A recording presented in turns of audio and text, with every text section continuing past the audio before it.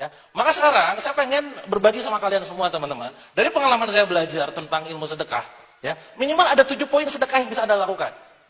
Ini nih pelajarannya nih. Ayo berbagi teman-teman. Ya, Anda jangan lihat saya sekarang dalam artian, wih gila si Kang Dewa, enak ya gini-gini. No, jangan lihat saya sekarang. Saya bahkan pernah lebih miskin dari Anda, Pak. Ada yang pernah punya utang di atas 8M? Saya pernah punya utang segitu, Pak. Dan dalam kondisi punya utang, Anda bisa cross check ke istri saya, ke keluarga saya anti minta-minta. Saya anti bahkan minta orang minta tolong, minta kerjaan dong. No, aku tahu itu mental. Satu-satunya tempat saya minta adalah ke Allah Subhanahu wa taala. Jangan pernah tunjukkan muka muremmu itu, muka susahmu itu di hadapan orang lain. Apalagi pasanganmu, apalagi anakmu, Pak. Saya sering bilang, Anda punya hutang, Anda boleh kehilangan seluruh harta, boleh. Boleh kehilangan seluruh kepercayaan, boleh. Boleh kehilangan seluruh teman, boleh. Satu yang boleh kehilangan, kehidupan kamu, Pak. Ketika sama istri kamu muram, ketika anak sama muram, hanya gara-gara punya hutang 100 juta gitu loh. Nah itu maka jangan sampai kayak begitu. Ya, maka sekarang saya pengen berbagi sama kalian semua teman-teman. Dari pengalaman saya belajar tentang ilmu sedekah, ya minimal ada 7 poin sedekah yang bisa Anda lakukan. Ini nih pelajarannya nih. Nomor 1 teman-teman, itu yang namakan dengan sedekah pagi. Sedekah pagi. Jadi kalau bicara masalah waktunya, kapan sedekah terbaik, lakukan sedekah pagi. Kapan Kang? Setiap hari. Ya, katakanlah Anda sekarang punya duit berapa misalkan, ya sebulan budgetnya sedekah berapa, setiap hari itu setiap pagi alokasikan untuk sedekah. Nah maka buat cowok-cowok, misalkan sholat subuh ke jamaah di masjid, Anda masuk ke masjid, tiba-tiba sholat tahiyatul masjid, qobliyah masjid misalkan, ya, qobliyah subuh, sebelum Anda masukin duit ke kotak infak misalkan. Ya, maka SOP masuk ke masjid adalah buka sendal, berdoa, kalau misalkan ada kotak infak di samping, masukin duit ke kotak infak, baru sholat Allahu Akbar. Kalau yang cowok, ya, kalau yang cewek kan saya nggak ke masjid. Terus saya sedekah paginya kayak apa? Banyak cara. Kalau misalkan ada sebuah program, misalkan sedekah nasi Jumat atau apapun itu, ikut-ikut aja transfer jam 7 pagi, jam 8 pagi, misalkan jam 6 pagi, buat sedekah 10 nasi bungkus misalkan. Sekarang banyak program kayak begitu. Atau mungkin gini teman-teman, untuk emak-emak, ahwat-ahwat gitu ya, belanja ke warung, mungkin ke pasar ya, belanja ke pasar gitu kan. Pas udah belanja, beli sayuran misalkan. Yang harga sayurnya cuma sekedar 10.000 rupiah. Ya, semua tuh di bawah 10.000 rupiah. Pas Anda ngasih duitnya 100.000. Si emak-emak yang jualan otomatis, aduh neng, atau ini masih pagi gitu kan, gak ada kembaliannya, benar? Benar. Nah, langsung Anda ngomong, gak apa-apa Bu, ambil aja kembaliannya. Kira-kira respon dia gimana? Oke. Ya Allah neng, wah mendoakan semua kan? Iya, betul. Itu yang kita harapkan, angkat tangan, amin. Amin. Nah, itu jadikan SOP. Nah, maka saran saya, lakukan sedekah pagi setiap hari. Ya, setiap hari, jangan putus. Kang berapa nilainya? Terserah sakarepmu. Mau gopek 1.000, 2.000, ya. Terserah, Allah menyukai amalan yang kecil tapi konsisten. Daripada gede tapi konsisten, gitu kan? Nah, maka mulai dari belajar dari sekarang. Sedekah tiap hari, tiap pagi. Dalilnya apa, Kang? 2 malaikat turun ke bumi. Ya, Bukhari Muslim, malaikat turun ke bumi lantas mengadahkan tangan, berdoa. Ya Allah, berikanlah rezeki yang berkah bahkan dilipat gandakan untuk orang yang bersedekah di pagi hari. Yang pertama, malaikat yang kedua berdoa, ya Allah, berikanlah kebangkrutan untuk orang-orang yang pelit dan jarang bersedekah. Artinya apa? Bagi Anda sekarang kok aku bangkrut, aku rugi mulu, susah hidup susah mulu gitu. Jangan-jangan atas dasar doanya malaikat itu. Benar gak? Dan doa malaikat itu makbul banget tuh. Ya, maka mulai sekarang, SOP kan hariannya kita itu, besok pagi nih, sebelum sholat subuh, atau pas sholat subuh, atau ba'da sholat subuh, sedekah lempar. Kemana pun itu. Kang, kemana Kang? Terserah. Ya, ingat konsepnya dari mau yang ke yang membutuhkan. Itu nomor 1. Setiap hari, setiap pagi, langsung masuk ke hari yang Senin, Selasa, Rabu, Kamis, Jumat. Nah, ketemu Jumat, agendakan untuk agenda hari yang spesial. Apa itu? Sedekah Jumat. Kalau misalkan hariannya Anda setiap pagi adalah sedekahnya katakanlah 5.000 rupiah, maka di Jumat nominalnya lipat gandakan. 3 kali lipat, 2 kali lipat, 3 kali lipat, 4 kali lipat, 5 kali lipat, berapa kali lipat. Bahkan sekarang ada fenomena di mana sekarang ada gerakan yang namanya nasi bungkus. Ya, si Jum, punya Mas Ali Raditya, pelopornya, silakan lakukan. Dan saya tahu si Jum teman-teman, tahu nasi bungkus sedekah nasi Jumat itu, sebelum program itu ada. Ya dulu masih ingat Mas, saya pas waktu bangkrut itu, pernah ngisi seminar di Medan. Iya. Di kota Medan.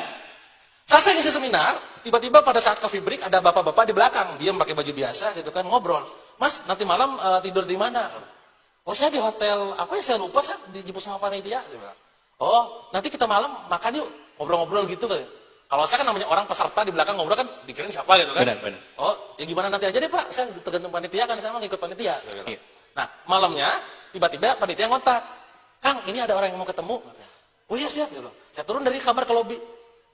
Turun dari kamar ke lobi, penampilannya mulai beda. Yang awalnya pakai celana, levis kayak gini, terus juga pakai kemeja gitu ya. Pakai kaosan, nyantai, relax, itu kan usia kurang lebih di angka 45 tahunan, 45 sampai 50 tahun. Ngobrol, Kang, di kamar gimana? Enak gak kamarnya?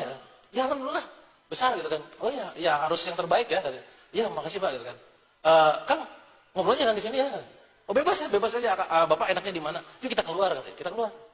Kita keluar, masuk mobil, dan saya masih menganggap orang ini ya peserta biasa gitu kan. Masuk ke mobil juga mobil yang mungkin sulit disalip di kalau jalan tol, mungkin mobil apa kira-kira? Avanza gitu. Sulit disalip, ada lagi gitu. Nah, oh ya udah kan saya duduk aja di samping kiri gitu kan. Dia nyetir di kanan, ngobrol-ngobrol. Ya Kang, ini, ngobrol-ngobrol. Nyampe ke restoran. Kang makan apa ya? Bebas Pak, saya mau tergantung yang bawa lagi kan. Oh, yaudah deh, sini yuk, yaudah, turun. Pesan, udah turun. Sini. Ini mana yang terbaik gitu kan? Mana yang paling orang suka gitu kan? Keluarin semua gitu kan. Kang suka, ini nggak suka pedes nggak? Oh, saya malah suka pedes, saya bilang. Iya keluarin gitu kan. Pokoknya kayak nyuruh-nyuruh gitu kan. Ngobrol lah kita santai sambil makan, udah habis makan, terus beres, selesai minum-minum ngopi gitu kan. Kang, sharing atau Kang? Bisnis gitu kan. Enggak, saya juga baru bisnis, bilang. Saya lagi sekarang malah punya utang, bilang. Bapak bisnisnya apa aja kalau boleh tahu, saya bilang. Saya nanya, iseng nanya. Kalau Bapak bisnisnya apa aja kalau boleh tahu? Enggak, saya mah bukan pebisnis, kata dia. Wah, masa? Enggak kan, saya mah bukan pebisnis. Saya sih bisnis, ya ada restoran baru-baru ini gitu kan. Ini restoran saya, kata dia. Asyik. Jadi ternyata kenapa dia? Kamu restoran dia. Nah, ini restoran baru jalan 6 bulan katanya. Terus ada juga rumah sakit katanya. Ada juga madrasah, sekolah, ada robotik, ada hotel kata dia. Hotel tempat Akang tidur itu kamarnya enak gak? Itu bintang yang paling bagus di hotel kita kata dia. Itu hotel saya. Hah? Pak, itu hotelnya gede, Pak. Wow, kamar saya udah kayak kamar lapangan, Pak. Bisa guling-guling gitu. Waduh, saya bilang, ini bukan orang biasa. Yang awalnya gue cuma biasa-biasa doang, langsung beda responnya. Gimana ini Pak? Saya bilang, enggak, saya bukan pebisnis. Gitu. Aku mah ustadz. Gitu. Aku mah guru. Gitu. Masa itu bisnisnya banyak? Gak ngerti. Anak mah ngajar. Yang di Jakarta, beberapa kampus saya sering kali ngisi di sana katanya. Kalau misalkan di sini, saya juga sering ngisi-ngisi dan seterusnya. Nah akhirnya dia cerita, bahwa aku tuh lulusan Kairo katanya. Wah Kairo mah Quran dong, saya bilang. Ya Alhamdulillah katanya. Ya itulah kan. Nah, pada saat ngobrol panjang lebar, saya ngomong, wah ini lulusan Kairo Ustadz Tat, tiba-tiba beda, ngomongnya awalnya Pak, jadi Ustadz Tat. Gitu. Tat, saya kan Medan Tat, pengen balik ke Bandung, masa saya balik ke bawah papa, kasih ujangan dong. Ya. Ujangan pertama, jaga Al-Quran. Ini ujangan pertama nih, jaga Al-Quran. Maksudnya jaga gimana? Antum sekarang kalau dicek di Indonesia itu rata-rata bukan jaga Al-Quran, bukan baca Quran, bunyikan Al-Quran. Pada saat Anda baca Al-Quran, Anda ngerti artinya apa? Gak ngerti, orang baca pasti ngerti, betul gak? Baca bahasa Indonesia dia ngerti Pak. Tapi kalau baca Al-Quran, ngomong gak paham. Itu membunyikan Al-Quran. Nah, ketika saya menjaga Al-Quran, itu levelnya lebih tinggi daripada sekedar membaca Al-Quran, memahami Al-Quran, mengamalkan Al-Quran, tapi benar-benar menjaga dalam setiap hari gitu. Wow, ini amazing banget pesan saya. Apalagi Ustaz, saya bilang, masa cuma satu doang, jadi gue yang kepo Pak. Itu aja apa? Udah gitu aja, masa anak tadi mau belajar sama antum gitu. Enggak, anak. Oh, ada satu lagi. Sedekah tiap hari Jumat nasi bungkus kata dia. Ini kisahnya nih. Sedekah nasi Jumat setiap nasi bungkus setiap Jumat. Saya nanya, itu jam 11 malam, Pak. Saya bilang, "Kenapa harus nasi bungkus?" Kang, antum ini udah jam 11 malam. Ana ini ngajar tafsir di kampus-kampus. Kalau Ana jelasin kenapa harus nasi bungkus, bisa jam 3 Mas pulang Mas. Ya udah pulang aja yuk, saya bilang kan. Intinya apa? Saya nggak nanya tentang kenapa alasannya, karena dia punya alasan tersendiri. Konon katanya di setiap butiran beras itu ada kebaikan yang dimakan itu kayak satu gitu. Kalau banyak nasinya kan makin banyak tuh kan. Kayak begitu cerita dari dia, simbolnya kayak begitu. Artinya apa? Mulai saat ini sedekah pagi, lakukan sedekah nasi Jumat. Ya, 10, 5, 1, 2, 3, 4, 5, terserah 10. Nanti suatu saat Anda bisa membesar, cover untuk 1000 orang. Kan? Monggo. Itu nomor 2. Ketiga, karena waktunya sudah habis. Ketiga, sedekah Ramadan di bulan Ramadan. Ya Ramadan masih jauh, ya, tapi Anda persilakan dari sekarang. Berikan yang terbaik di bulan Ramadan. Ya. Tahun lalu, tahun ini tepatnya, saya kemarin bersyukur banget bisa jadi wasilah pemberangkatan umroh 26 orang. Dan itu bagi saya pas ketemu orang-orang itu, ya Allah, pas saya ngomong udah beres, Assalamualaikum warahmatullahi wabarakatuh, maju ke depan semua meluk saya semua, ya Allah Kang Dewa. Dan di situ saya mikir Pak, bener-bener tugasnya masih banyak. Tugas kita untuk bisa mengumrohkan orang lain masih banyak Pak. Orang-orang yang sekarang mungkin dia menggali kubur, yang muazin, marbot masjid, kira-kira menurut kalian, mereka pengen umroh gak? Pengen banget. Bisa umroh gak kalau misalkan logikanya begitu Pak? Iya. Terus bener gak? Nah kita semoga jadi jalan atas umrohnya mereka Pak. Bener gak? Bener. Dan semoga next kalian yang menjadi jalannya teman-teman. Amin. Amin. Jadi jalan mereka itu. Nah maka bulan Ramadan nanti sedekah yang terbaik. Nah itu bicara masalah waktu. Yang keempat, bicara masalah untuk siapa? Untuk keluarga, kerabat. Nomor 4 kerabat. Orang tua, adik, paman, kakek, nenek, bibi dan segala macamnya. Silakan. Kerabat terdekat, keluarga itu menjadi utama. Ya. Yang kelima adalah sifatnya itu anak yatim.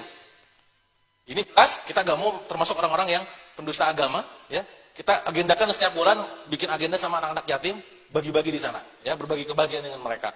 Konon kata Rasul, ibaratnya kita dengan anak yatim seperti jari gini di surga itu kan, maka lakukan itu. Nomor 6 teman-teman, sedekah ilmu. Nah ini solusi buat kalian yang merasa tidak punya uang. Aduh Kang, saya mah gak punya uang, gimana nih ceritanya? Ingat, saya pernah belajar sebuah bacaan di mana manusia itu minimal ada kondisinya tuh punya uang, tidak punya ilmu tidak punya uang, punya ilmu punya uang, tidak punya ilmu tidak punya uang. Nah maka ketika kita tidak punya uang tapi punya ilmu, sedekahkan ilmunya. Dengan cara gimana? Berbagi ilmu kayak begini. Nah hari ini nih, Saudara Fest dari pembicara nomor 1 tadi sampai nanti malam, tulis rekamannya. Rekamannya ditulis atau di-shoot, atau misalkan ada catat resumenya, share di Instagram, di Facebook, share di YouTube, segala macamnya. Niatkan untuk kebaikan. Itu jadi sedekah kita insya Allah. Ya. Mandala Allah khairan falahu mislu ajri fa'ilihi. Barang siapa menunjukkan kebaikan, maka baginya pahala yang serupa seperti yang ditujukinya. Jangan pernah pelit teman-teman untuk ilmu, ya. Insya Allah akan terus bermanfaat. Nah terakhir nomor 7, sedekah brutal. Teman-teman. Ini konsep yang saya usung, yang menjadi penutup dari sesi saya ini. Apa itu sedekah brutal? Menyedekahkan yang terbaik yang ada dalam diri kita. Ya, kalau misalkan saudagar, ya mungkin apa kira-kira? Ya mungkin omset, ya mungkin profit atau mungkin uang. Ya, mungkin dipakai untuk wakaf, dipakai untuk sedekah, infak dan segala macamnya. Untuk pekerjaan apapun itu. Ya, konsep sedekah brutal itu dilakukan dalam kondisi yang pertama terbaik, nominalnya besar, sesering mungkin, bikin hati gemeter, Pak. Pas keluar itu, nah itu brutal. Kalau masih biasa, biasa, masih biasa tambahin lagi. Aduh, ambil jangan ambil, lepas gitu kan. Nah itu brutal Pak, ini beneran. Nah dalilnya tadi, disampaikan tadi sama kawan-kawan kita dan juga tambahannya, lan tanalu birra hatta tunfiqu mimma tuhibbun. Lan tanalu birra hatta tunfiqu mimma tuhibbun. Tidak akan Allah berikan sebuah kebaikan sebelum mereka menginfakkan yang kita cintai. Ya, lan, bahasa Arab itu lan sama dengan lam, tidak artinya.